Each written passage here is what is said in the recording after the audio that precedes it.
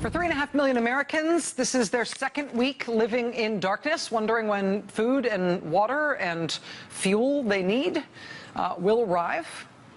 On Tuesday, the mayor of San Juan told us about the dire situation, specifically inside hospitals and in nursing homes. In Puerto Rico's capital city, patients dying in hospitals because the generators powering their life support, keeping them alive, those generators are running out of fuel.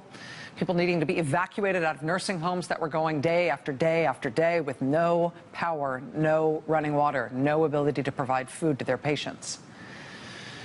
And despite what are now insistent references from this administration, from the president personally, about how great the rescue effort is going, the reality on the ground is something very different, and there has been nobody trying to sound that alarm louder than the mayor of San Juan, Carmen Yulín Cruz. Mayor Cruz, I know you have a million things to do and places to be. Thank you for helping us understand what's going on tonight. Well, thank you for helping us get the voice out and have some connection between what has been said and the reality of what people are living in the streets, in the hospitals, and in their homes. You told us earlier this week on Tuesday that the problem seemed to be the chain of command. It seemed to be bureaucracy. It wasn't that there weren't supplies in Puerto Rico. It wasn't that there weren't people who seemed like capable people who were willing to help. It seemed that there was no plan, no organization that actually allowed things to get out to people who needed them. Has that improved at all? No. It hasn't actually. It's gotten worse. Yesterday, I got a visit from a mayor very late at night asking me if I had any leftovers that he could have for his people that were drinking from a creek. That's the mayor of Comerío. Today, I got a Mayday call from two different neighboring mayors saying, look, we have gone to the FEMA distribution centers. We get there, and they give us 1 pallet of water. Or they tell us, you know what? We have nothing to give you. Please call us next week. The other thing is that they are asking people to, you're not going to believe this. Everyone knows our power grid is down. So internet connection is almost null. So they're asking people if they want to be, just helped by FEMA to register via internet or to call. Well, for heaven's sake, what don't you understand? Like, we don't have any power, so our internet connection is limited. There is such a thing. There's a motto for the Marine Corps: you adapt, you improvise, you overcome. It seems simple.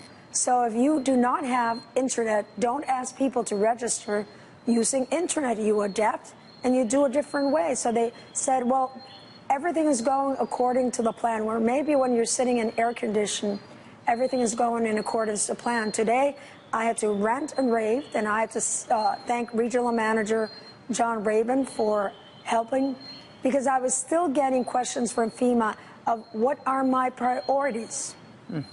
It seems pretty simple. You save lives with food, water, and medical supplies.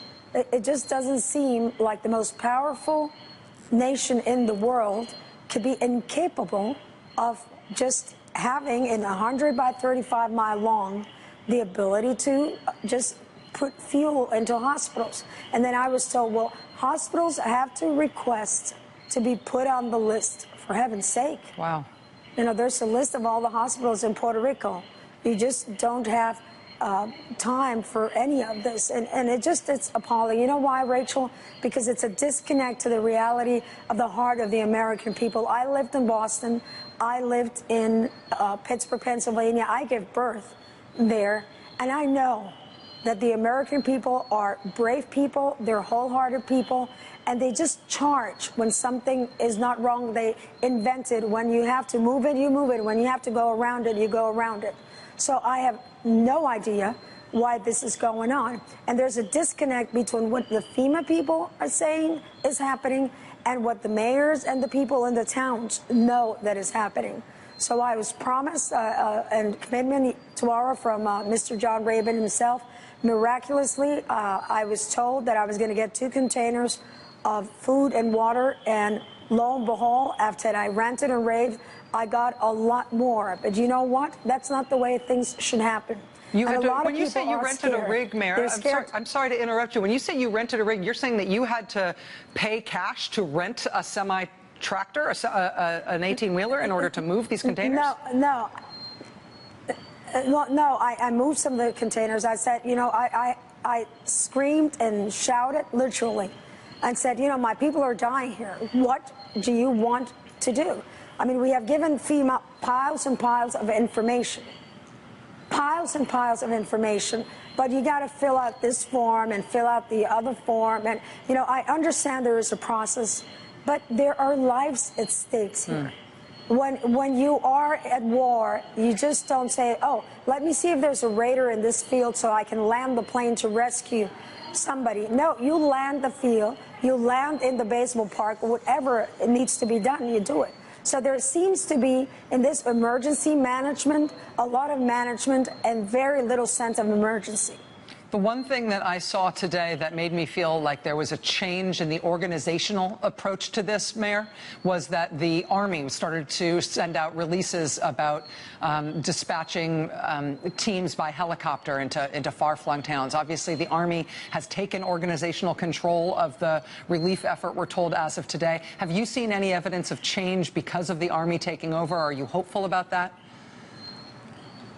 Not today. I'm hopeful that the logistics that the Army is providing in this humanitarian mission is going to provide for much needed relief and also for the continuance of this relief. You can't just feed people one time a day, one day a week. You have to do it continuously. So we are hopeful. As we are, and we keep pushing on. We keep seeing communities come together and just doing a lot of the cleanup themselves or cooking for 400 people and so forth. We keep getting people from different counties and cities, Mayor of Boston, the Mayor of Columbus, Ohio.